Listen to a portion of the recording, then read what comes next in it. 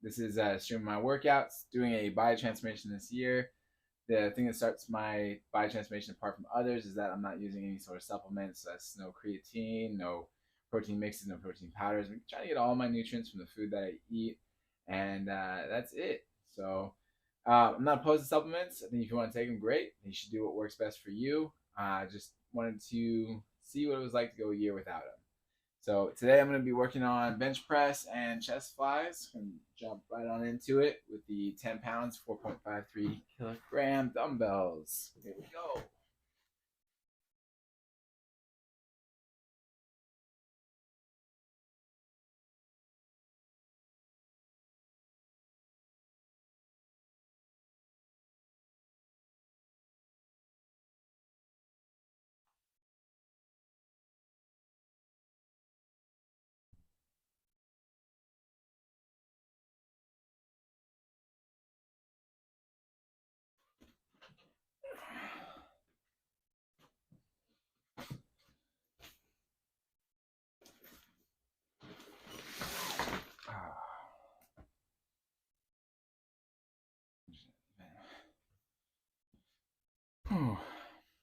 Definitely am feeling yesterday's leg day a little bit, so that's fun. But my knee is not as unhappy with me as it was last week, so hopefully that's an improvement.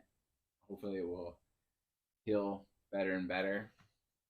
Just gotta give it time. Try and be smart with it. That's the hardest part.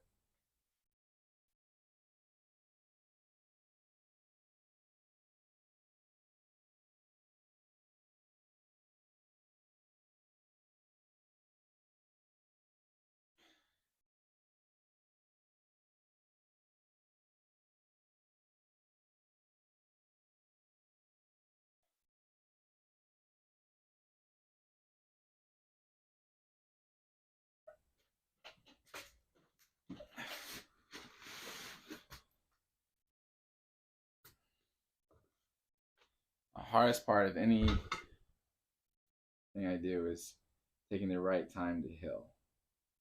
I always want to rush it. I feel like if I was like Wolverine or Deadpool, I'd still have a hard time, not rushing in the battle while there's still like, you know, big holes all over from getting shot.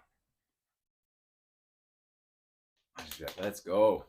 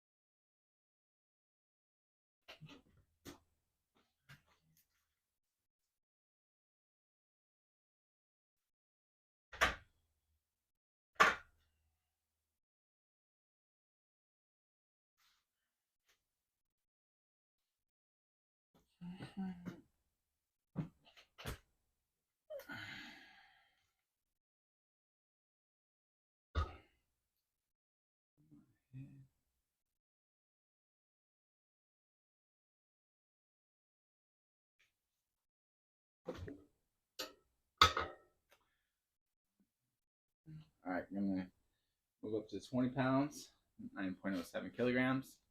Still warming up.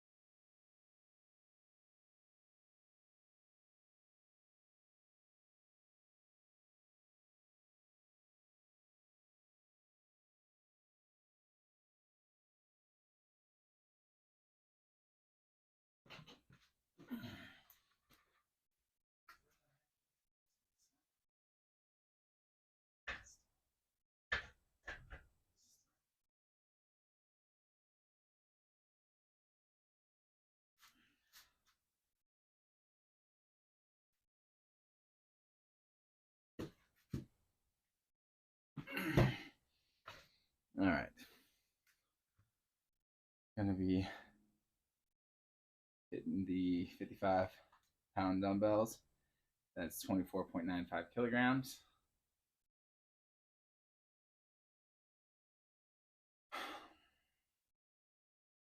The air where I'm at is starting to get drier and drier, and it's cold and windy. So this is the time of year I have to remember to start putting lotion on my hands again. My hands tend to crack in the winter. It's really annoying.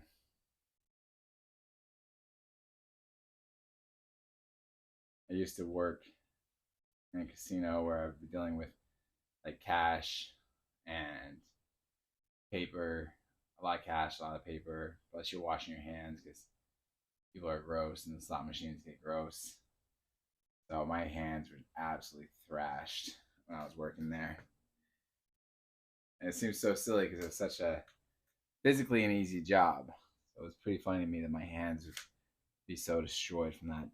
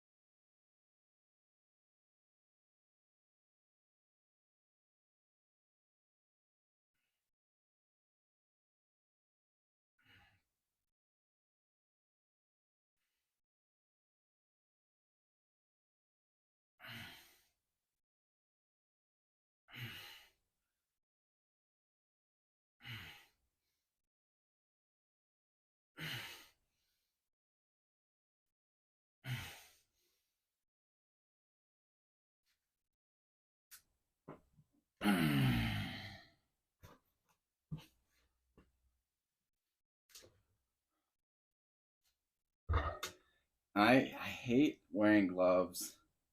I hate putting lotion on. I hate the feeling of lotion. So, like, I would make the mistake of not fixing it till it was like too late. And then I would have to go overboard with the lotion, trying to make it heal faster and stop cracking so bad.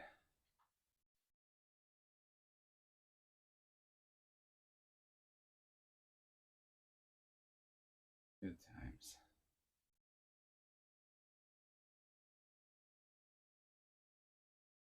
And money is just gross.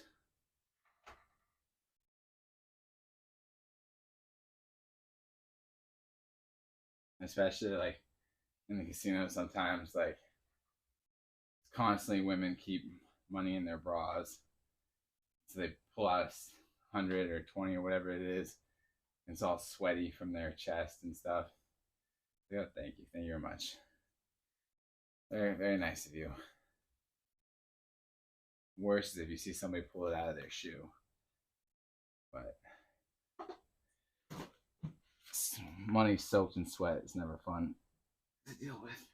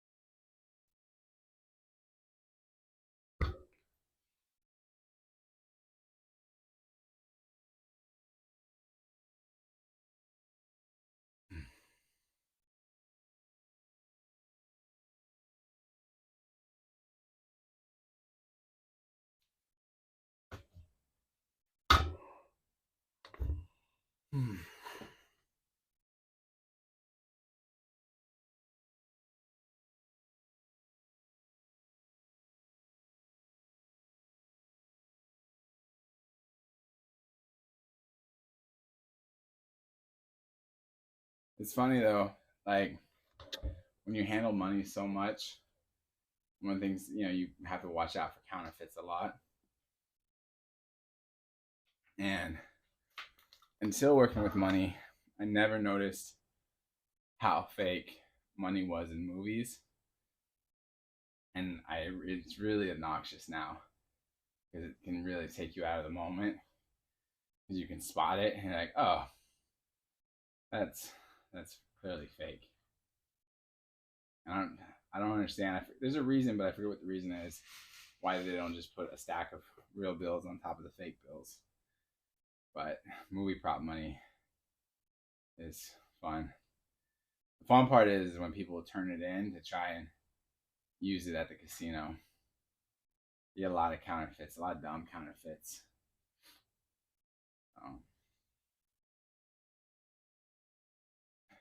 But I figured this about counterfeits is counterfeits aren't designed. I think most counterfeits are not designed to confuse banks or casinos. They're designed to convince idiot tweakers that they could use them as real currency. So they get sold them as like, hey, here's a stack of hundreds, give me $20, and the person thinks that this is clearly good enough to fake somebody out without realizing how bad it is.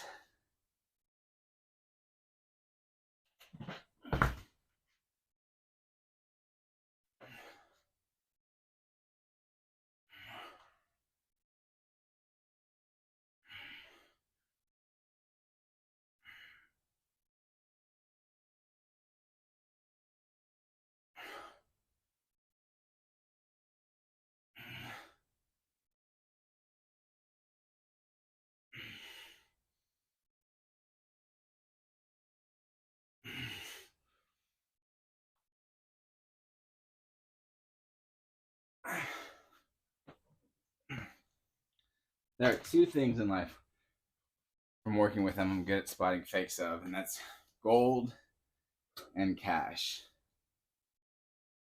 If you give me a fake piece of jewelry, I can tell it's fake pretty easily. Even a good fake. I used to buy gold, so that's an easy one. It's really hard to fake the weight of gold. And people will try it. They'll give you something that's fake. And it's just like, sorry, man. The second I touch this, I can tell you it's not gold.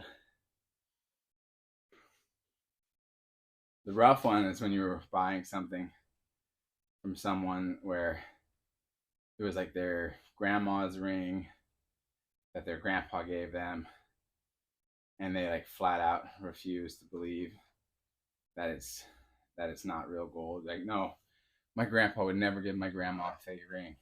They're like, listen, your grandpa might not have known. I'm not saying your grandpa intentionally gave your grandma a fake ring, but it's not real gold. You get that, or you get a lot of exes that come in, like when they've broken up with somebody, trying to sell the jewelry, and then find out that the stuff that the guy gave them was fake. The other one is diamonds. People all think that like there's value in a quarter diamond or a half carat diamond, but until you get like full carats, like a whole handful of quarter carat diamonds is not really worth anything. Buying jewelry is a huge scam, especially if you buy it from a retailer, because you're paying 300 times what it's worth. And when you sell it as scrap, nobody cares what they said it was worth. We just care about the weight of the gold.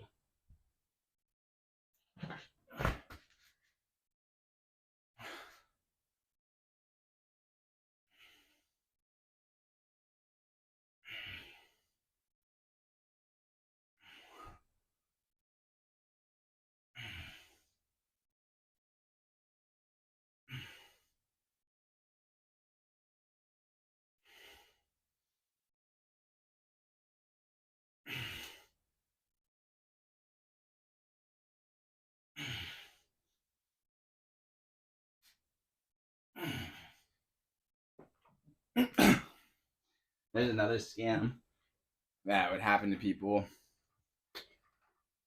is they would take in a a ring and a diamond to get worked on, and a jeweler will switch out the diamond for either a diamond of lesser value or glass. So, so the person gets their diamond back. They don't know how to tell if the diamond's real or not, and they don't bother. So the next thing they know, they're running around with a fake diamond, and they had no idea they got cheated.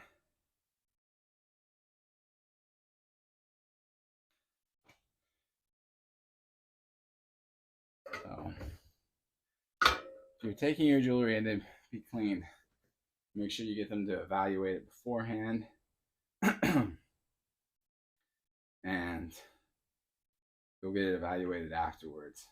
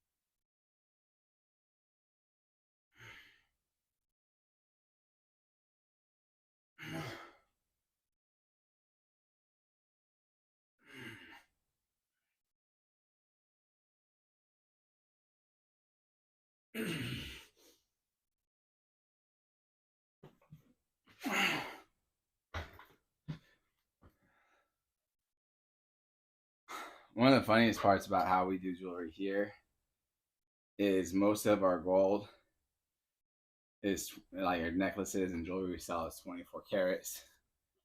And in India, they primarily do all the jewelry with 24 and at the lowest 22 carats. So when you when you show up and you've got something that's less than that, they think it's ridiculous. Indians prefer 24 carats and maybe 22 karat gold. And they have a lot of gold. They have those thick bangles, the earrings, nose rings, headpieces.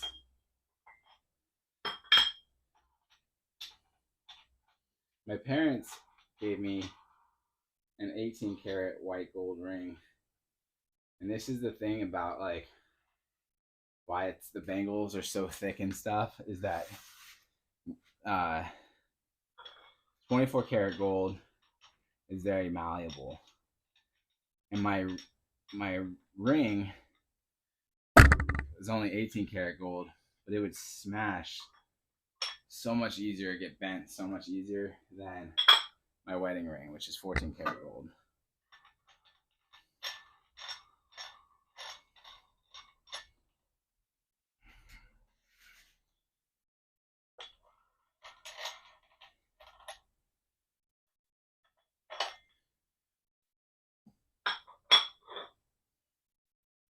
But when it comes to buying jewelry, there's no bigger scam than diamonds. Buying diamonds is ridiculous. In that they're never worth how much they sell them to you because they're not rare. And it's just a purposely inflated price.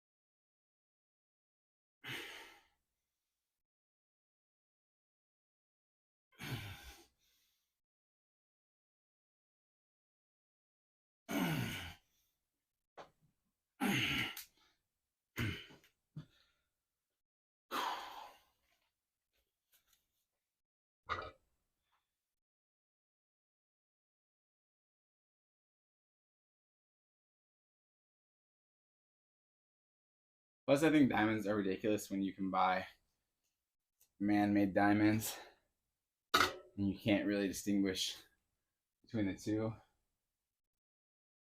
Yet man-made diamonds are looked down upon when it's the same thing. The other jewelry I don't like are pearls. I'm not. I think they can be pretty.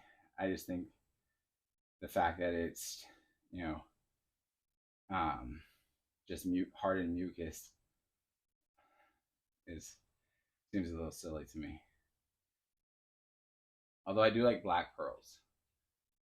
Maybe my opposition of pearls is probably because they're. I don't really like white pearls, but black pearls I think are really pretty.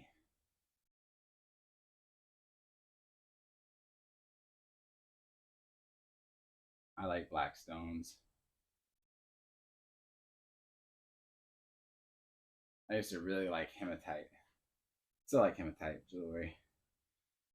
I found out if you crush hematite, though, interestingly, it makes a red powder.